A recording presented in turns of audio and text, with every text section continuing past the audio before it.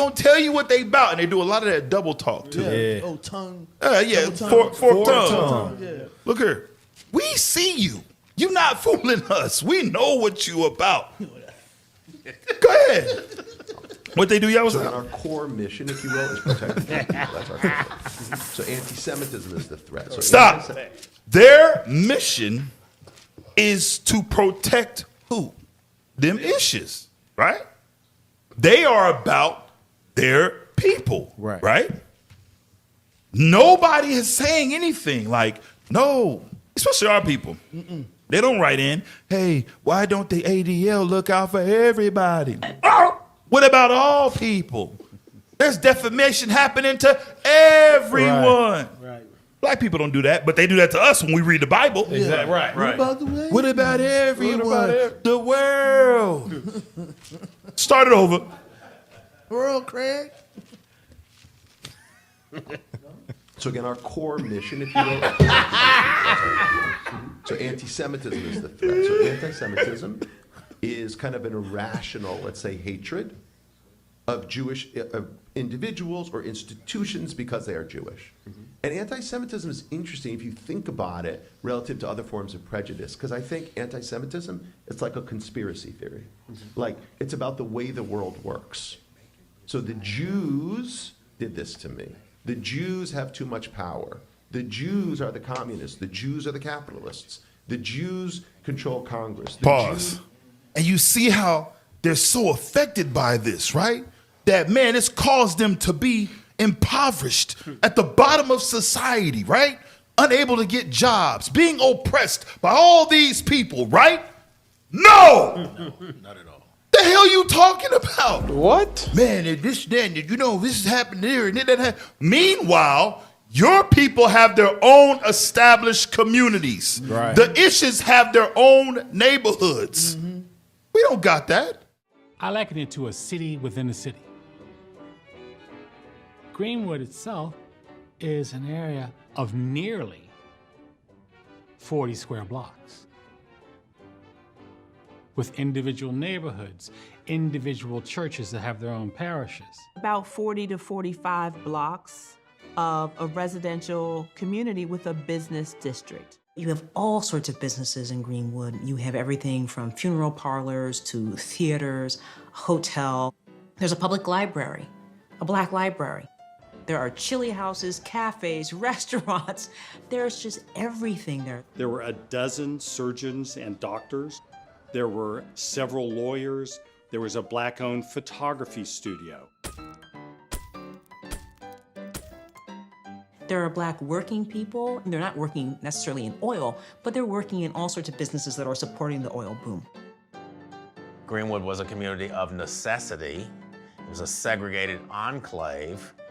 Black folks couldn't apply their trades or purchase goods and services in the larger white community, so they created their own economy. That economy became successful because black folks did business with one another and kept dollars largely in the black community. What happens in Greenwood is that segregation, which is not necessarily desired, segregation actually enables black businesses to thrive, black professionals to thrive. It was a district where, in fact, money, dollars, could turn over 5 or 6 times. In Greenwood, you could, as a black person, you could advance. And you had a number of individuals in the community that were prospering because of the success of Greenwood. Booker T. Washington coined the phrase Greenwood as the Black Wall Street, or the Negro Wall Street of America. As the community grows, and grows in affluence, and grows in confidence, these race men and women come to the fore. They articulate a kind of outrage about racism. They articulate a kind of self-determination. They articulate a resistance. Andrew Jackson Smitherman worked as an attorney and as a journalist. He was a Creek freedman and teamed up with J.B. Stratford to create the Tulsa Star, the first daily black newspaper in Oklahoma. The black newspaper at that time was a forum for pointing out black achievement at a time when white newspapers presented black people only in crime.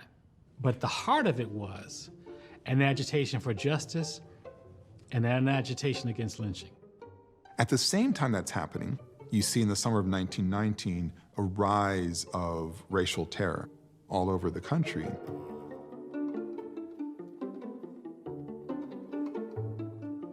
New York, Philadelphia, Memphis, Chicago, Washington, D.C., Elaine, Arkansas. We could go on and on and on. A lot of these riots are really fueled by anxieties about black advancement and black success. And we're not only talking about cities like Chicago or DC or New York, we're talking about cities like Tulsa. In 1921, those same tensions in the United States were present in Tulsa. And it did revolve around jealousy and resentment. It threatened the system of white supremacy. Certainly in Tulsa, which was an incredible concentration of black wealth. You can look at Tulsa as a tinderbox. Like, what is the spark that's going to ignite it?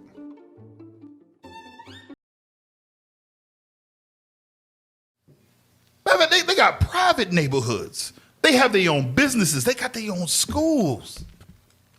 But how the hell are you going to sit up here and get upset with me? There's actually things happening to us. Right. And you mad at me for trying to help my folks, my nation? Look at the objective. The issues, and y'all know who I'm talking about. The Edomites have an objective.